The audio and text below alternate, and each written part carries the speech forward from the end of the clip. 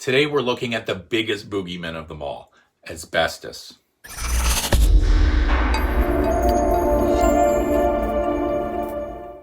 Hi, I'm Garrett Verbakel with Century 21 Heritage House. Today we're looking at one of the biggest and scariest of them all, asbestos.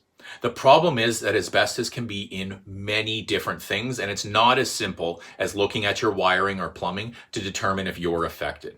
Asbestos can be in drywall, plaster, floor tiles, adhesives, roofing material, popcorn ceilings, fireproofing, caulking, insulation, and the list goes on. Oddly enough, asbestos has a number of incredibly positive properties, which is why it has been used so extensively as an insulator and fireproofing material. Though with the unfortunate downside that when airborne, it becomes incredibly deadly. If left alone, asbestos is perfectly fine where it is in your home. It may be the flooring tiles in the basement or cladding on the side of your home, like a home a client of mine purchased recently. As long as you leave it be, you're okay. The problem arises when asbestos-laden materials are broken up. When dust can be produced from working with asbestos, there's the chance that the toxic particles become airborne and find their way into your lungs. You won't know for a very long time down the road, but you will have developed issues from the asbestos particles. Hi, it's Tony Sousa from RPI Canada Property Inspections. Today's topic is asbestos. We have all lived in houses that have asbestos at one level or another. Asbestos was a common material used for many decades in house construction. So chances are your current house has some level of asbestos in it. What can you do about it? How to identify it? These 4 bags are examples of vermiculite. You cannot identify asbestos containing or non-asbestos containing vermiculite just by visually looking at it. It must be sent out to be tested. Asbestos fibers are 1/400th the size of a human hair. So you can't taste it, you can't be allergic to it, you can't tell if you're breathing it in or not. You just have to take proper safety precautions. This is an example of a asbestos containing strip that was used around heat registers in the home to protect the surrounding materials. It contained asbestos because asbestos is a very great thermal insulator and used to protect the wood typically surrounding an old heat register in a home. This type of asbestos should not be removed by yourself. By disturbing it, you may create the particles in the air that you may in turn breathe in. Hire a professional. These are examples of asbestos-containing wraps that were used around ductwork and pipes in a home. Because asbestos has such great thermal properties, it was used to help these ducts and pipes retain their temperature, making your home more energy efficient. This is a piece of old linoleum tile.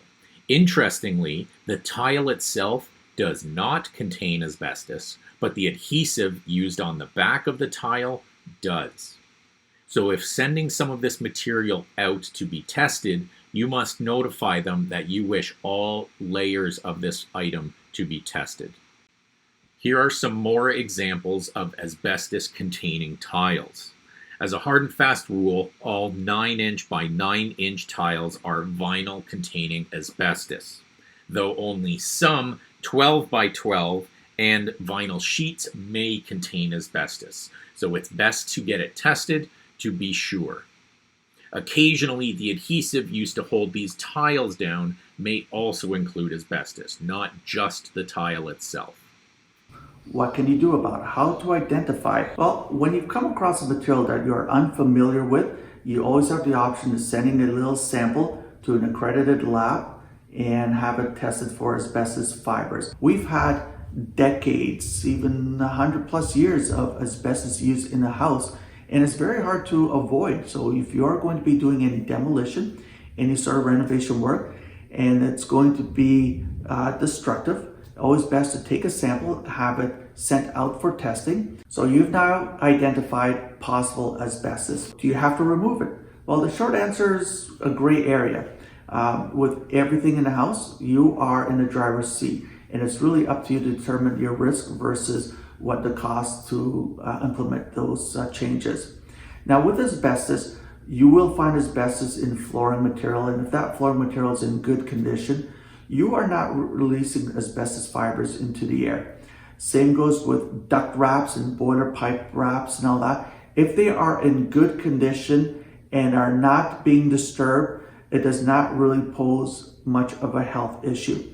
The health issue is when those products, those materials are in poor condition, where they could be flaking off, they could be dangling from ceilings, and those fibers could be absolutely potential health hazards. When handling those materials, first of all, a homeowner should not be handling those materials directly themselves. That should be addressed by a level 1, level 2, or level 3 asbestos abatement worker. And they will come by, they can certainly assess and give you cost estimates on removing.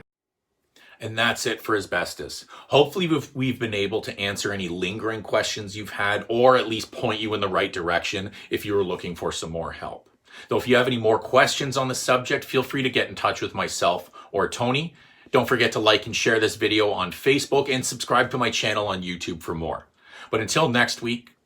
Thanks again for watching the show. It's Tony Sousa from RPI Canada Property Inspections, here to help. And I'm Garrett Verbakel with Century 21 Heritage House.